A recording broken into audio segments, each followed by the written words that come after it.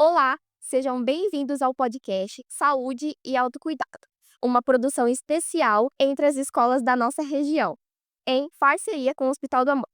O tema que falaremos hoje se trata de um tópico muito importante, que é a conscientização do câncer infanto-juvenil, dando ênfase na leucemia infantil, um tipo de câncer muito importante, muito comum entre as crianças.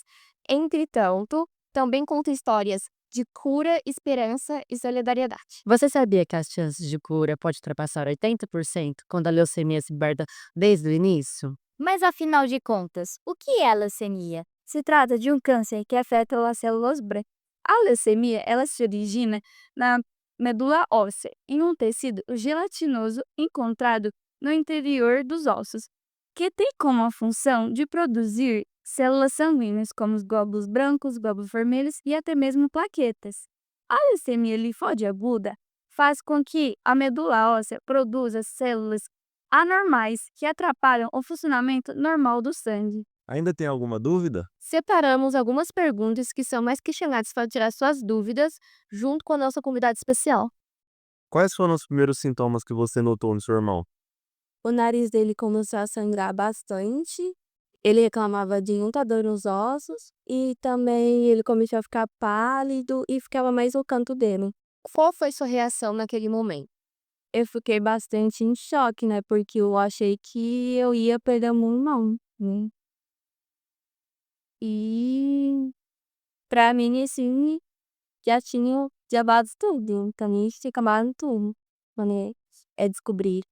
Como foi o início do tratamento?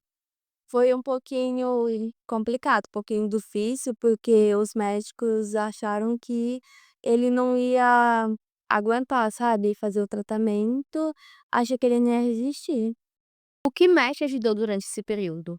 Eu tive que ter muita fé e o meu pai também sempre estava com a gente e teve apoio de muitas pessoas. E como você se sente hoje, depois de tudo que vocês viveram, que vocês passaram?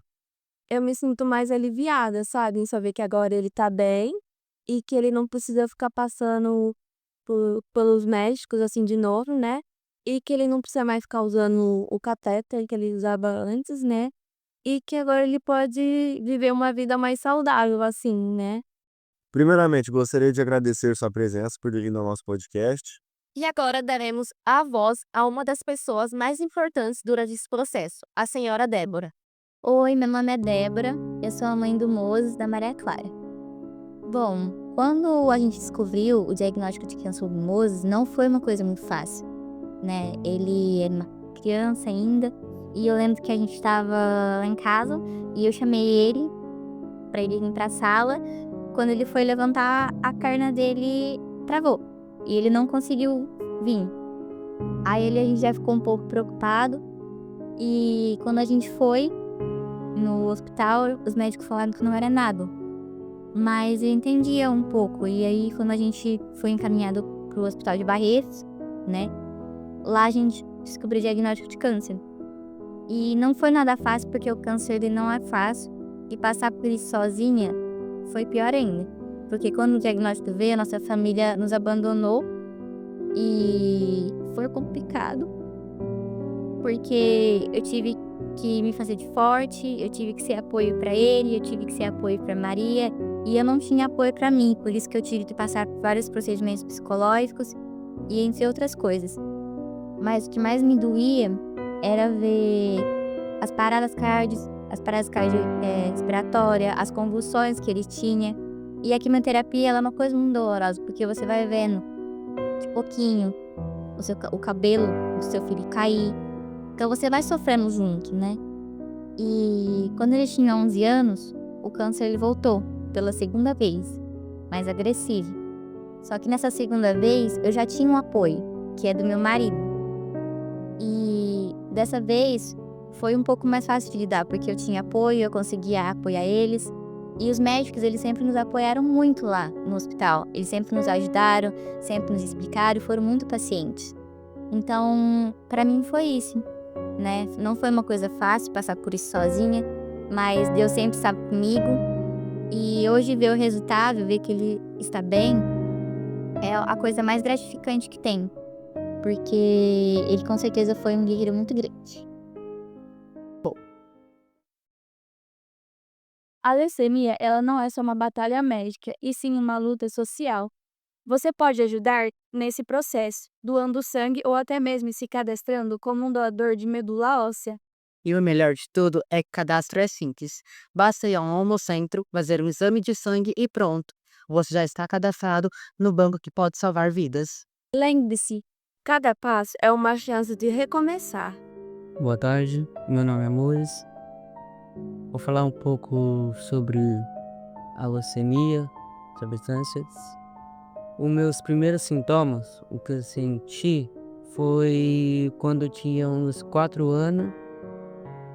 Eu tinha acabado de tomar banho, minha mãe me chamou pra mim ir pra sala e na hora que eu desci da cama, minhas 2 pernas travou, aí eu caí pro chão.